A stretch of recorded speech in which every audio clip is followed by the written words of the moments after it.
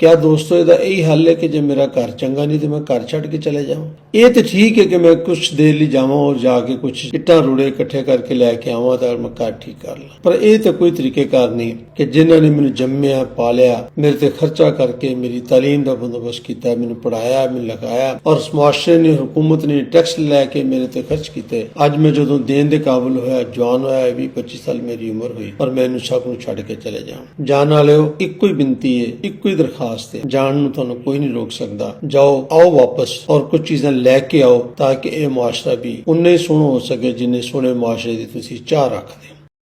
छड़ के क्यों जा रहे हो यारो।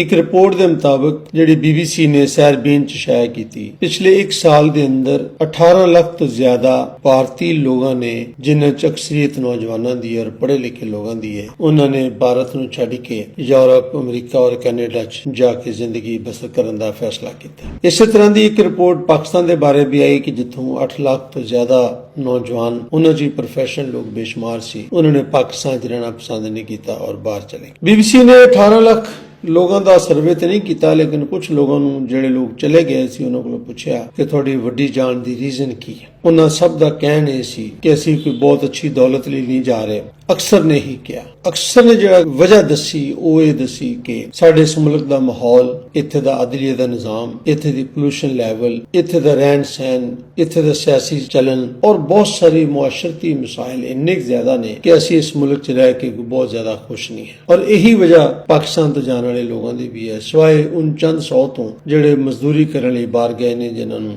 इस मुल्क च बहुत अच्छी मजदूरी नहीं मिल रही। बाकी जितने भी खुशहाल लोग गए ने, उन्हां दा मकसद सिर्फ ये है कि मुआशरती जिहड़ी इत्थे सूरत हाल है वो उन्होंने पसंद नहीं। क्या दोस्तों ਇਹਦਾ ਇਹੀ हल है कि जे मेरा घर चंगा नहीं तो मैं घर छड़ के चले जाऊं। ये तो ठीक है कि मैं कुछ देर लिए जावा और जाके कुछ इट्टा रूड़े इकट्ठे करके लैके आवा तो मैं घर ठीक कर ला, पर यह तो कोई तरीकेकार नहीं कि जिन्होंने मैंने जम्मिया पालिया, मेरे ते खर्चा करके मेरी तालीम का बंदोबस्त किया, मैंने पढ़ाया, मैंने लगाया और मुआशरे ने, हुकूमत ने टैक्स लैके मेरे ते खर्च किए।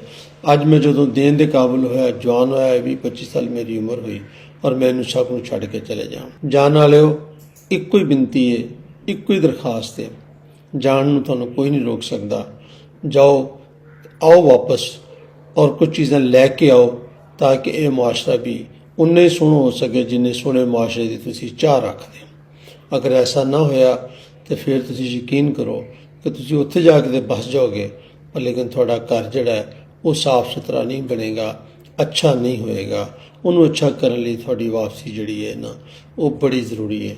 उम्मीद है कि जे तुसीं गल मेरी मन ली तो तुसीं भी खुश रहोगे, वरना तुसीं उस मुआशरे च 5वीं 6वीं नस्ल के जिहड़े लोग रह रहे ने वो अज भी उस मुआशरे च अजनबी ने।